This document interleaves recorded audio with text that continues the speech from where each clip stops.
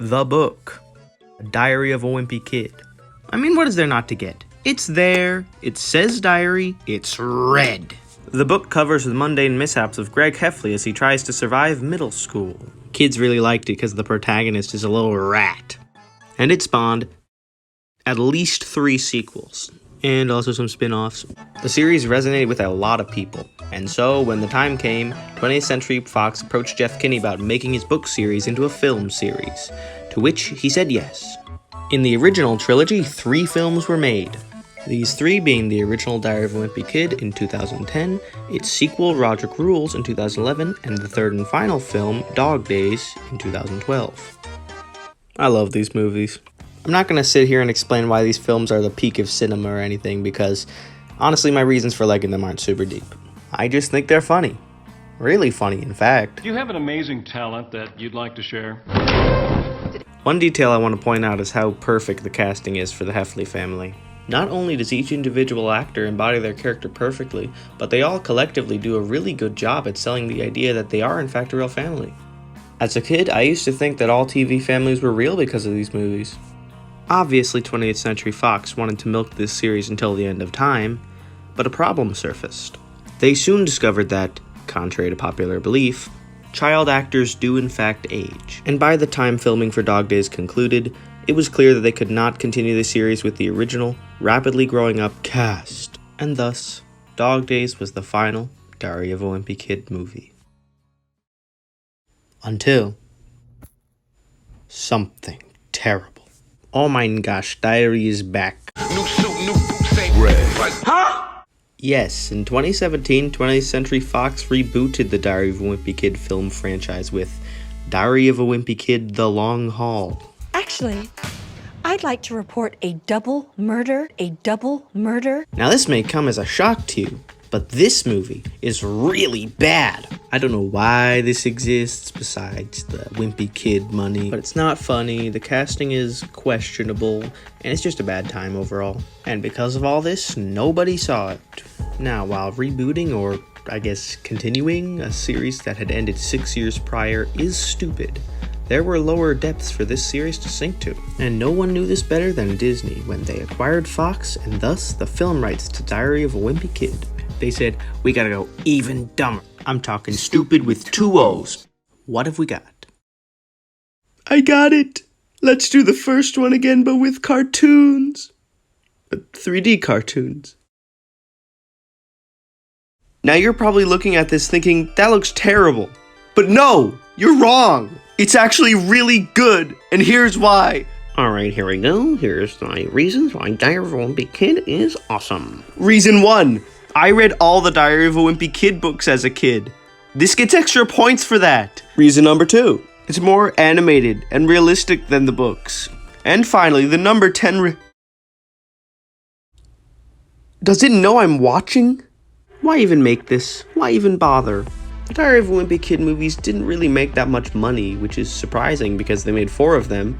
So what was the point in making this? Well, you see, the special thing about this movie is that it's a Disney Plus original, which means they can put as much or as little money into it as they want without really needing to tell anybody how much it cost. It probably wasn't a lot. You can kind of tell just by looking at the visual.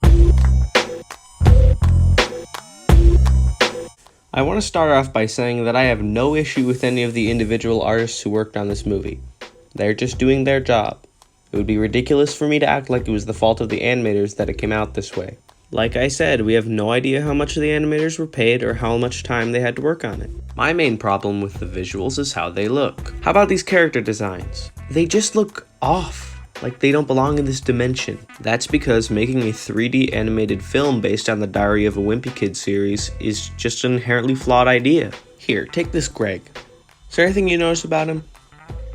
That's right. kinda sucks. Now, I'm not saying this is a bad thing, and I'm not saying that Jeff Kinney has a bad art style. What I am saying is that this simplistic style is perfect for the context of a middle schooler doodling in his journal. See, Greg Heffley and all of the wacky characters he encounters in the books fundamentally serve as symbols for something with a little more detail. Like a human. So, of course, it doesn't make a lot of sense to place these stick figure-esque designs directly into 3D without major changes. It would be like making a 3D animated character design based on the Time Warner Cable logo. But when you're making an animated movie based on a cartoon series, you gotta use the same art style as in the books. What, it looks bad? Ah, phooey. The animation, the way things move I mean, also looks off. It looks unfinished most of the time. Look at this car scene. There are a lot of scenes with like weird physics things going on. I don't know, just thought I'd mention it. I feel like it would have looked a lot better if they went for a 2D style like the books. It wouldn't solve everything, but it would look better than this. Heck, all 4 live action films had 2D animated segments, and they looked fine. Come to think of it, this movie has 2D animated segments too. Ugh! I don't have much to say about the characters because there aren't many characters. The only ones that really matter to the story are Greg, Rowley, and these bullies. The dad's in like 2 scenes. Roderick appears for 1 scene and just disappears for the rest of the movie. The mom is there. It's not necessarily a problem that there aren't a lot of characters, but this thing's only an hour long, and it doesn't really use that time to make us care about the characters who are there. Greg is just a jerk in this, and I know that was part of his character in the books and the other movies, but it's very excessive here. What if we were in the play, we could make some friends who could invite us to sit at their lunch table? That's a lot of work, Rowley, and it'll take too much of my time. I need to change my situation now. I think the problem is that they don't really use his unlikability to tell jokes. Why can't you be the one that falls backwards in the chair? Because I'm not the one wearing the underwear on my head. They just show him be mean. Honestly, there aren't a lot of jokes in general. Or at least, it's kind of hard to tell what's supposed to be a joke.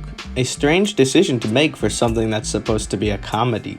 They clearly knew people liked the originals for their jokes, considering the fact that there are several instances where they take jokes and repurpose them here. I'm talking jokes from the movies, not the books. The bucket gag is here, but bad. I'm only 3. That's there. Greg Heffley? As in Roderick Heffley's brother? Sucks. Would you be related to Rob? There was only one joke in the whole thing that I actually thought was funny. It was, this. Couldn't have Rowley hog all the attention, so I decided to whip up an entry of my own. I don't know why. The reused jokes just make me wonder, who is this for? For people who watched the old movies, this is just a downgrade. I find it hard to believe that there are people who read the books and then went on to this, and not the old ones. And for outsiders who have never heard of Diary of a Wimpy Kid, this is just a bad movie that looks weird. Well, if I'm being truly honest with myself, I know the audience this is meant for. Kids. And, well, I'm not a kid. Because of this, there is absolutely no reason for me to care about this kids movie. Hey, wait a minute, of course there is. I am a grown adult, and Diary of a Greg is important. This is important. I'm reporting on what matters. You hang around for a living. Yeah, this stinks. It was probably exactly as bad as I thought it would be, which I guess is a good thing. I don't know. If I'm being forthright with myself, the main reason I don't really like this movie is because the final scene heavily promotes hedonism. You see, I'm not a fan of hedonism. In fact, I hate happiness. And if these big companies think they can just swoop in and poison the minds of our youth, well, then they've got another thing coming. Me! I'm coming for you, Disney! I'm coming for all of you! What's that? Uh-huh. Uh-huh. Oh, really? Oh, okay. Okay, thanks. I'll let them know.